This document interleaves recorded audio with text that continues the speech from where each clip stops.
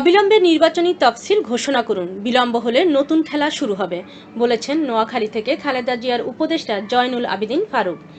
বিস্তারিত দেখুন নোয়াখালী থেকে ফাতেমা আফরোজের প্রতিবেদনে।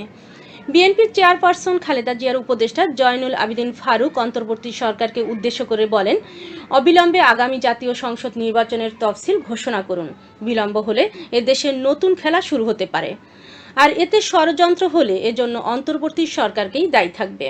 তিনি আজ নোয়াখালীর সেনবাগ কেন্দ্রীয় শহীদ মিনারে ফুল দিতে এসে এ কথাগুলো বলেন। সকালে মিছিল যোগে শহীদ মিনারে পুষ্পস্তবক অর্পণ করার সময় তার সাথে ছিলেন উপজেলা বিএনপির সাবেক সাধারণ সম্পাদক মুক্তার হোসেন পাটোয়ারি ও উপজেলা বিএনপির সাবেক সাংগঠনিক সম্পাদক আবু ইউসুফ মজুমদার সহ দলের স্থানীয় নেতাকর্মীরা। সেনবাগ জেলা পরিষদ মার্কেটের সামনে থেকে পায়ে হেঁটে তিনি নেতাকর্মীদের নিয়ে শহীদ মিনারে পুষ্পস্তবক অর্পণ করেন। এর আগে তিনি সংক্ষিপ্ত সমাবেশে সাংবাদিকদের এসব কথা বলেন।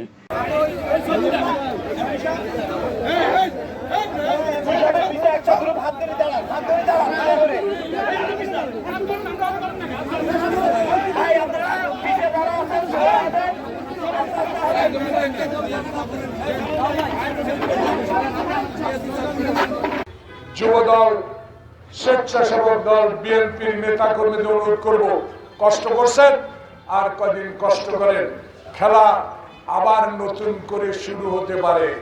এই খেলার জন্য আপনারা প্রস্তুতি নেন।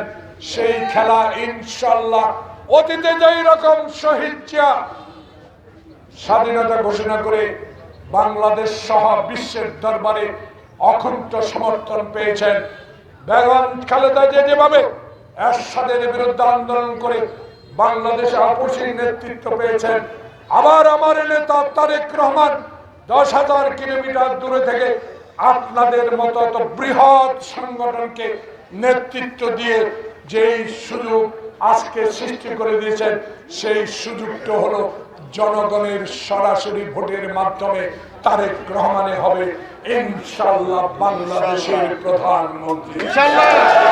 আজকে তাই সালাম জব্বার বরকতকে আবারও সেনবাগ পৌরসভা, সেনবাগ উপজেলা, সেনবাগের সকল অঙ্গ সংগঠন এবং সবার পক্ষ থেকে আল্লাহর কাছে দোয়া করি।